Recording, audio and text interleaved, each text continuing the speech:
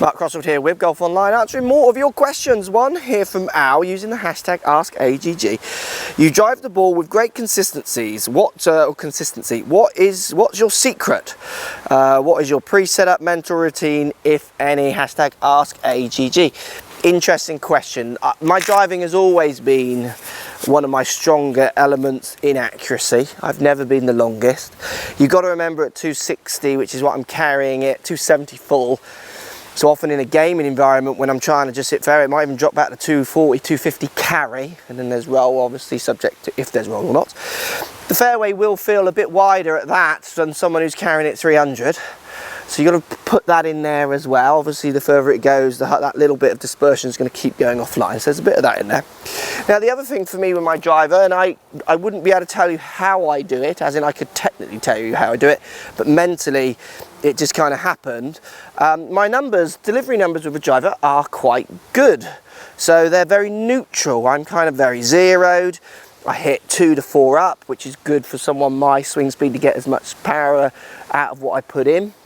I understand dynamic loft, so I'm very kind of in tune with how I'm delivering it, and I'm also able to move that. I mean, I'm able to do that with all clubs, but I feel a confidence in my driver that I can do it with that ball set up on the tee. Now, you say any pre-shot kind of ideas? I have a very definite shape shot I want to see. I have a very definite miss I want to see. You'll see in any of the course vlogs that I will often stand on a tee. I think one of the notice things actually which is different between me and, say, Coach Lockie or Steve Buzzer or some of the others, obviously I talk a lot, but when I stand on the tee you'll hear me going, it's the left side of that house, isn't it? And as I say it, I can kind of hear them thinking, well, I've not really looked in that, really? It's just kind of up that gap. Well, I'm really kind of pointing out very, almost as close as a flag. You know, if I was hitting into a green, I'm pointing out those exact positions. So I'll have a very exact position where I want the ball to finish.